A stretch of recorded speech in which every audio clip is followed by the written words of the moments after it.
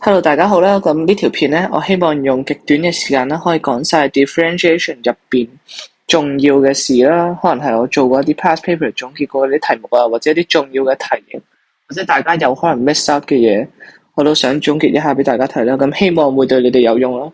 咁一開始就係呢啲 rule 啦。咁 rule 嘅話我就唔多講噶啦。咁就睇翻書，應該都冇問題噶啦。咁我哋事不宜遲，就直接入第一部分。好，咁第一種題型我想講就係 rate of change，但係關於圖形嘅題目。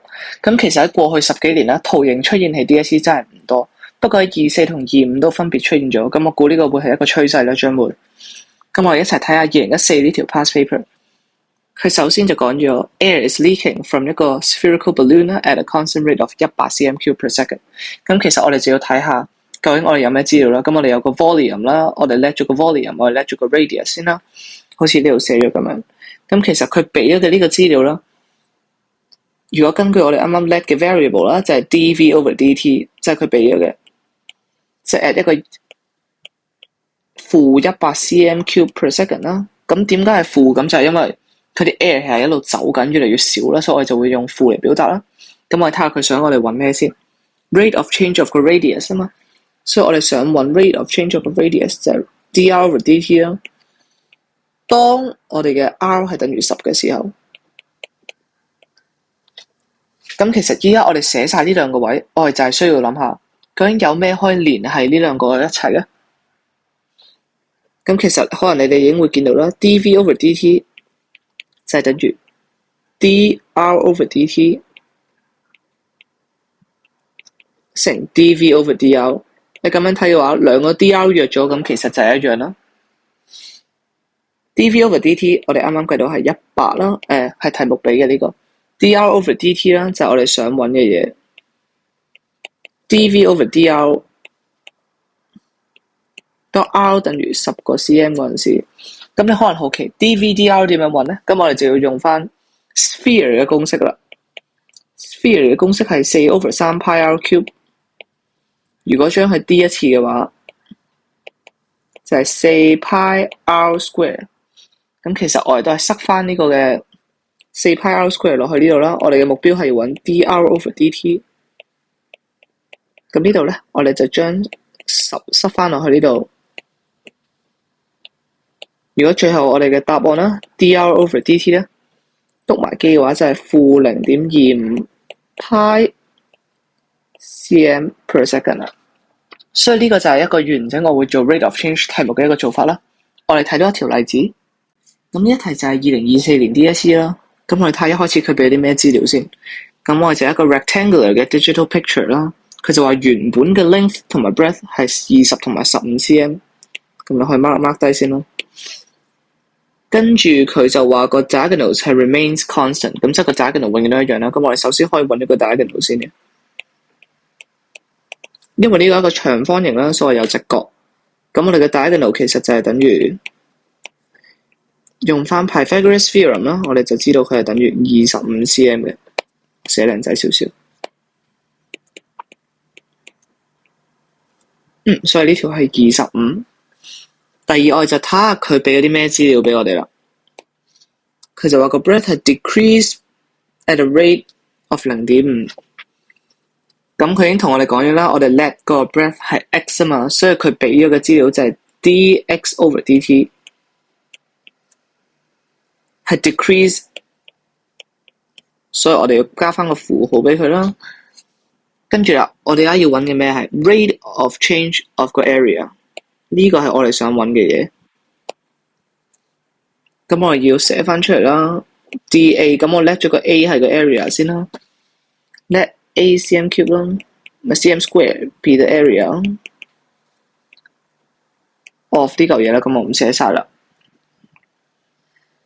咁我而家又要諗啦，究竟點樣啊先可以將呢兩嚿嘢咧連埋一齊咧？同上面嗰題嘅原理道理一樣咯。dA over dt 其實就係等於 dA over dx 乘 dx over dt。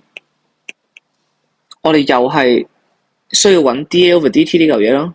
咁你可能會問 dx over dx 咁係咩嚟㗎？A 就係個 area 啦，咁我哋就要諗下，我哋點樣 in terms of x 咁樣 express 個 area 出嚟咧？我畫翻一個長方形出嚟先。咁因為佢話呢個係 breadth 係個 x 啦，咁個 diagonals 係 remains unchanged， 所以呢個都係25啦。咁你可能會問，咁呢條邊係咩？咁其實我哋都計到出嚟，我哋用 Pythagoras theorem。所以個 length 咧，其實我哋可以寫做25 square 減 x square， 咁就係625減 x square 嘅開方。長方形嘅 area 係點樣計啊？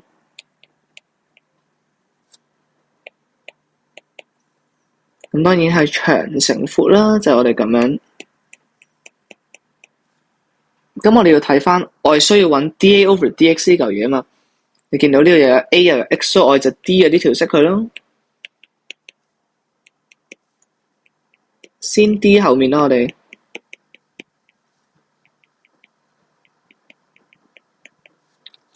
再抄翻呢嚿嘢落去，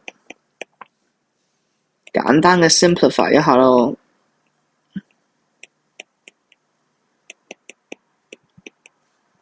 咁後面就係加翻呢個嘅開方。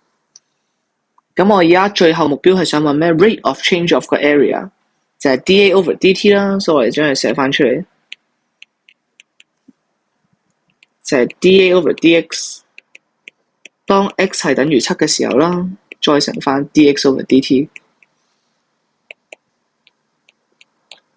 咁其實我係將個 x 等於7塞翻落去就係㗎啦。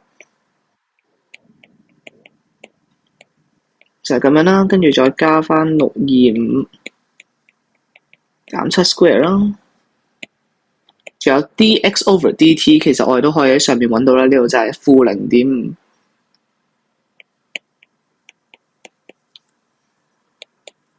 所以最後我哋會得到答案出嚟啦 ，dA over dt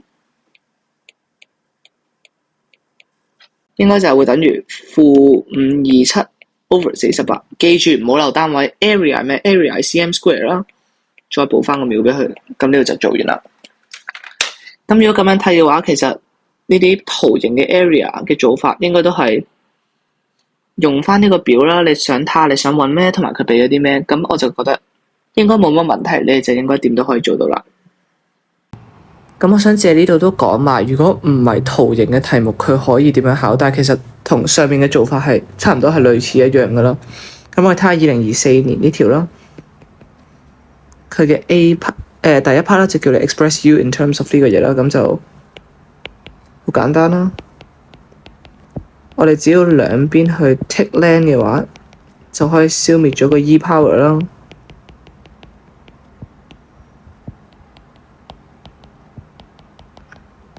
就會變咗咁樣啦。但係第二 part 咧，佢就話 dEu 嘅次方啦 over dx， 但係你要留意嘅係呢個 u 嘅次方啦，同呢個 x 咧係兩個唔同嘅 variable 嚟嘅，所以你係唔可以直接 d 嘅。咁你可以做緊啲咩？做嘅事係點樣咧？其實就同上面嘅做法一模一樣啦。你係需要自己加一啲嘢啦，去令到砌翻呢個樣嘅。所以我諗下，我點樣可以將呢兩樣嘢砌埋一齊咧？咁首先有一個分母一定係咁樣嘅啦，跟住第二個有一個分子一定係咁，而第二個分母一定係咁樣嘅啦。咁呢度有咩係可以共通可以約到咧？冇錯啦，即係 dU 啦。咁我哋咁樣寫完出嚟嘅話咧，成件事咧就好簡單，因為 dEu over dU 其實就冇變過，係係 e 嘅 u power 啦。而呢個 d over dx 其實就係我哋第一 part 上面揾到嘅砌到嘅嘢咯。所以我哋只需要將上面嗰個嘢 d 一次咯，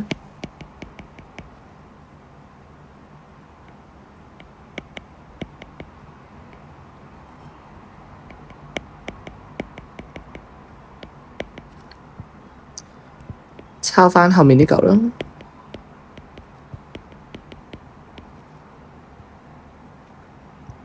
再 d 翻前面。不過記住呢度要加大括號啦，如果唔係佢就會以為你個2係包埋喺 len 入邊嗰嚿嘢。OK， 咁呢個時候可能你會仲見到有 EU 啦，不過其實 EU 就係上面呢嚿嘅嘢，所以其實我哋可以將佢都 express in terms of x 啦，因為佢要全部都 in terms of x， 所以我哋就變翻 x square 加 x 加 x 加次方啦，乘咗上面呢個會變咗 square 啦，下面就照抄翻，加翻。如果你個2唔想擺括號，就當然抄翻出嚟會好啲。抄喺前面嘅話，就避免咗加括號呢個問題。所以呢個應該就係 final answer。所以可以見到，就算不論係圖形嘅問題啦，或者係純文字帶嚟，你需要加嗰個嘢嘅話，其實方法都係好類似。第二 part 啦，我就係想講幾時我哋需要 d 一次等於0啦，幾時需要 d 2次等於0。其實呢個通緝係十分之簡單嘅啫。我哋睇下左邊呢兩個例子先啦。如果佢叫你揾 f(x) 嘅 extreme value 啦，可能係 maximum 啦，可能係 minimum 啦，或者係 least value 嘅話啦，咁你就將 f(x) 即係 d 一次啦，嗰個樣等於0。呢個同樣道理，你見到 least value of y 嘅話，就係 d 一次等於0。相反，我哋右邊咁樣睇嘅話咧，我哋見到啦，佢呢個問嘅問法係唔同嘅。左邊係問你 least value of f(x) 啦，但係呢度佢係問你 dn/dt 嘅 extreme value。dn/dt 其實係咩啊？ dn/dt 其實就係 f-t 啊嘛。所以其實當佢問 ft 嘅 extreme value， 你就 d 一次啦。f-t 嘅時候，你就 d 2次。下面呢啲例子全部都一模一樣啦。當你係 dp/dt attains greatest value， 當你係 dv/dt attains greatest value 嘅話啦，所以左邊呢度咧，即係 dy/dx 等於0，而右邊呢堆例子啦 ，d 2次啦。我攞呢個12嚟做例子啦，就係 dv²v/dt² 等於0。由呢一題就揾翻個 t 啦，跟住呢一個就揾翻個 x 嘅 value 出嚟，咁你就可以啦。所以簡單咗個 conclusion 就係啦，當你去揾一個 f(x) 嘅 extreme value 啦，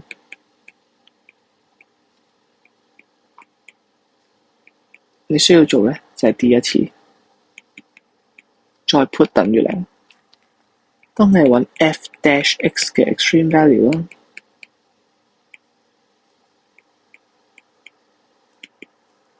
你就將佢 d 2次，再 put 去等於0。咁其實仲有一個 exceptional case 嘅，就係當你揾一個 greatest slope of tangent 啦。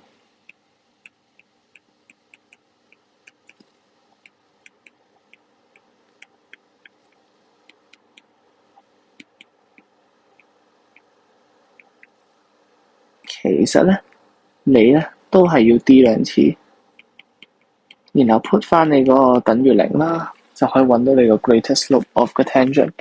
咁其實佢係同呢個揾 extreme value 嘅道理啦，係好類似嘅。所以其實 d 一次 d 2次啦，唔難分啦。睇下佢係問 dn/dt attain extreme value 定就咁嘅 f(x) 啦，或者 y 啊，咁你就可以好明確咁樣分清楚幾時需要 d 一次，幾時需要 d 2次。咁第三 part 我想講咧就係 maximum 同 minimum value 啦。咁好多人會覺得 maximum 咪即係等於 greatest value 咯 ，minimum 咪等於 least value 咯。咁我就想用下面呢個 graph 嚟同大家講講。咁你可以見到啦，呢個 graph 嘅 maximum value 咧就係呢度啦，哇好粗，呢個啦，同埋呢個嘅。而 minimum value 就係下面呢個啦，同埋呢個。咁如果你問我呢個係咪 maximum value 啊？咁當然唔係啦，因為有一個更加高啊嘛，比佢。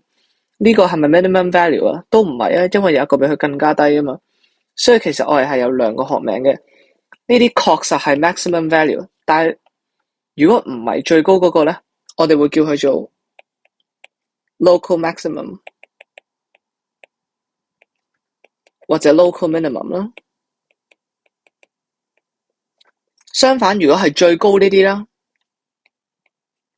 我哋就會叫 global maximum 同埋 minimum 啦。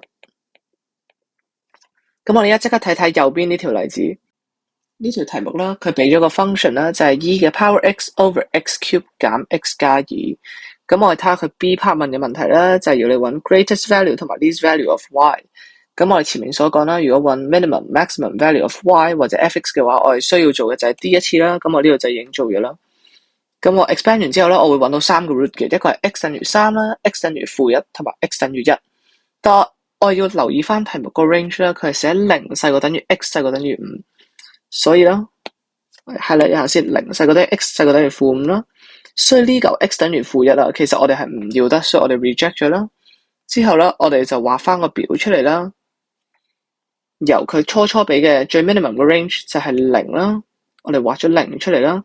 跟住有兩個 turning point，一個係1，一個係3，咁我哋分別揾翻佢哋 respective 嘅 y 嘅坐標出嚟啦。一個就係 e/2，一個就係 e^26。咁如果我而家個題目係叫我哋揾 greatest 同埋 least value 啦，即係其實係 equivalent to 啦 global 嘅 maximum 同埋 global 嘅 minimum 啦。換句話講啦，即係你呢兩個 turning point，就算一個係向緊上，一個係落緊去啦，呢個係 maximum value 啦，呢個係 minimum value，但係其實佢哋都唔等於佢哋一定係 global maximum，因為所以我哋要試埋其他嘅部分啦。而我哋見到當 x 等於0嘅時候啦，佢嘅 y 坐標係0.5啦。當 x 等於1，即係佢嘅 maximum value 啦，就係 1.3591。跟住到佢跌翻落去嘅 minimum value 啦，就係 0.7725，而 0.7725 同1/2之間相比啦，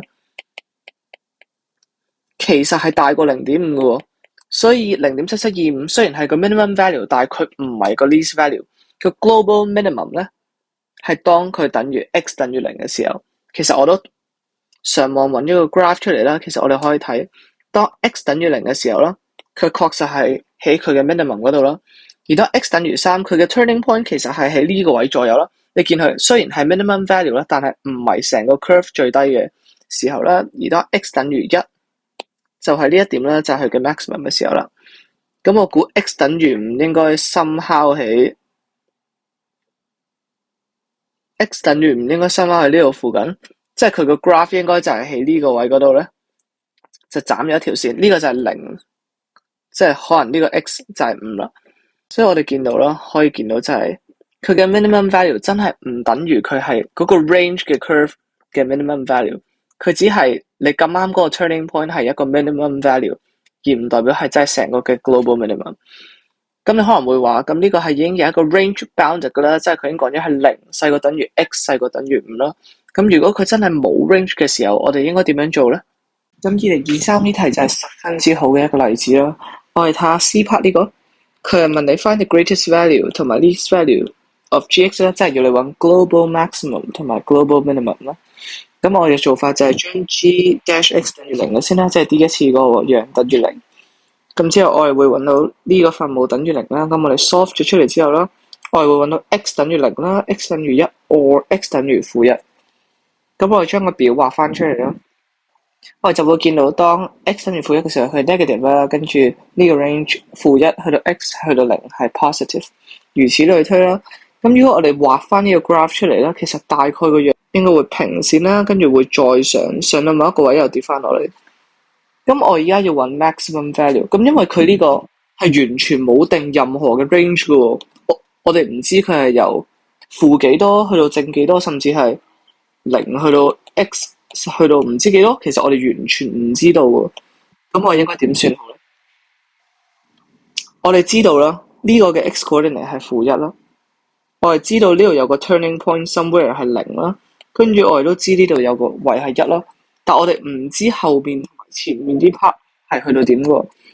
呢度後面係絕對可以跌得低過-1，即係 x 等於-1嘅 y coordinate 啦。呢邊都有機會可以高過 x 等於1嘅 coordinate。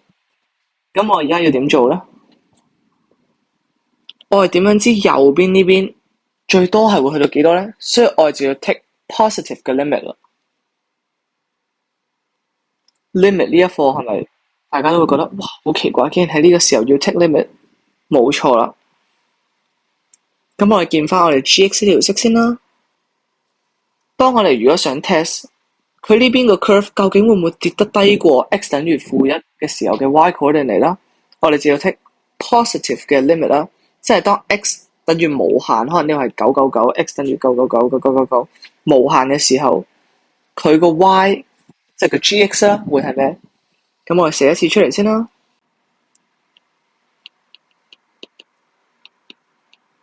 gx 就等於 x 3次加1/x 嘅6次啦。咁我哋就 take limit 啦。當 x 趨向無限嘅時候啦，咁我就用翻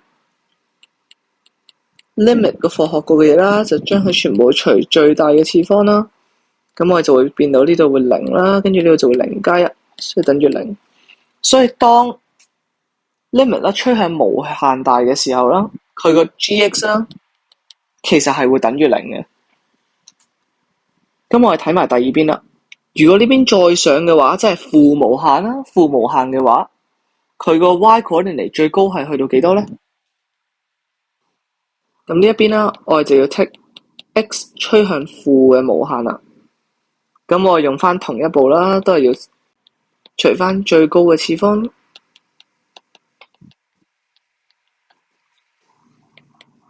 咁我哋上面就會有，因為負無限其實都係大啦，即係都係同正係一模一樣啦，所以我哋有嘅答案其實係完全一模一樣，即係當呢個 curve 係趨向無限嘅時候啦，佢近乎係一個平線咁滯，而呢個跌啦都有一個平線，咁樣嘅話，我哋就 prove 到啦，呢一點同呢一點就真係個 curve 嘅 greatest value 同埋個 least value 啦。咁我用網上面嘅 app 嗰度整一幅圖啦，我哋可以見到啦 ，x 等於1同 x 等於-1，x 等於0都係 turning point 嚟㗎啦。而我哋見到 x 等於-1，確實係成個 curve 嘅minimum point 啦。跟住你見到個 curve 咧係完全，如果趨向負無限嘅時候啦，佢就係差唔多一條平線；而趨向正無限嘅時候啦，佢都係近乎一條平線，所以佢係唔會跌低過 x 等於-1時候 y 嘅 coordinate 啦。而佢就算負無限再上，都唔會高過 x coordinate x 等於1嘅時候嘅 y coordinate。所以如果佢話要揾 greatest value 同 least value 嘅 g(x) 咧，咁我哋就會知道個 least value 咧就係當 x 等於-1嘅時候啦。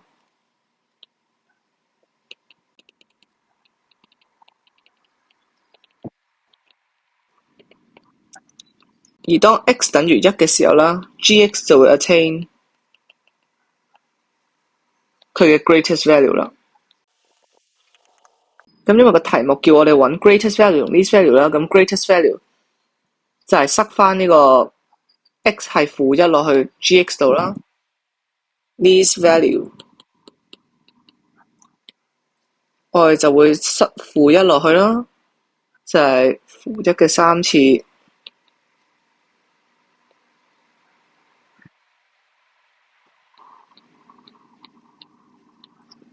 ，1加-1嘅6次。而 greatest value 呢邊啦，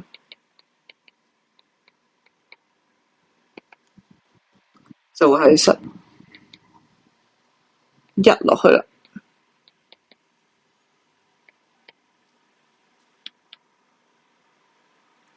咁其實你可以見到啦，當 greatest value 嘅時候啦，佢個 y coordinate 咧就係等於1/2，而當佢係 least value 嘅時候啦，呢個就係-1/2啦。所以你見到當佢冇真係 specifically 俾一個 range 嘅時候，可能佢呢度寫啦 all real number 嘅時候啦，咁我哋真係要 take limit 去睇下，就算佢最遠嘅 range 啊，佢會唔會佢嘅 y coordinate 係會跌穿過佢嘅 minimum value 啦，即係當你計到呢個係1/2嘅話，係佢 greatest value。但係當你 take 完 limit 嘅時候，你發覺佢嘅數值可能計到2，咁就代表呢個2係大過呢個 greatest value，即係當佢係趨向無限嘅時候，佢個 graph 係會高過呢個嘅 turning point。